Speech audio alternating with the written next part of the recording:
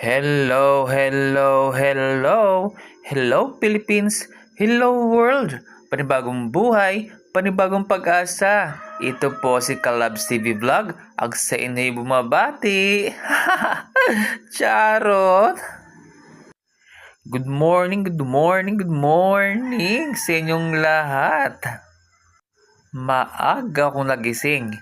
Madaling araw para walang ingay. Nag-vlog na agad ako.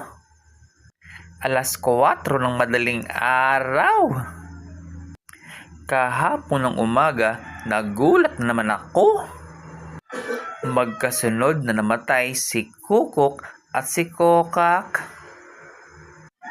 Akala ko si Kokok ay namatay dahil binuli lang siya ni Kukok at Nok-Nok. Abay, hindi pala. Namatay sa sakit.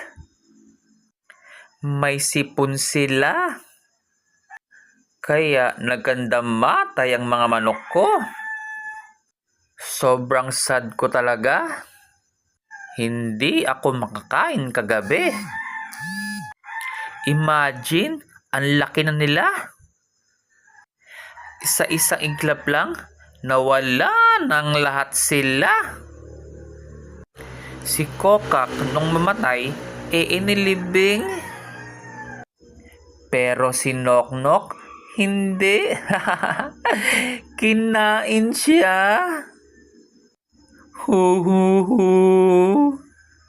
Naabutan namin na naghihingalo siya. Akala namin baka kinagat ng alupihan. Hindi pala. Namatay siya dahil may sipon.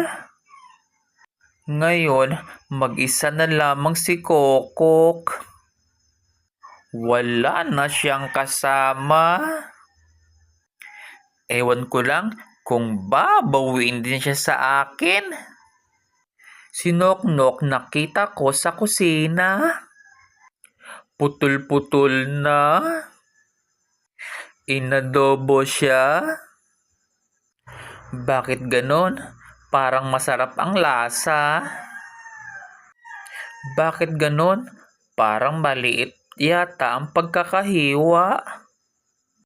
Nalaman ko, si Nok-Nok pala inadobo.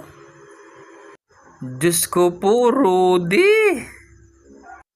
Kaysa naman sa itapon sila, inadobo na lang nila. Sabi ko nga kay Kokok, magpagaling siya. Baka ikaw ang sumunod na iluto. Parang awa mo na, magpagaling ka. Kahit mag-isa ka na lang ngayon, nawala na ang dalawang kapatid mo. Ewan ko lang kung mabubuhay ka pa. Sayang naman ang pinagsamahan natin. Magmula noong maliit pa kayo hanggang sa paglaki ninyo. Bye, Kokak at Nok-Nok. Hanggang sa muli. Pero kung ako ang tatanungin, hindi na ako mag-aalaga ng manok. Mahirap palang mag-alaga ng manok.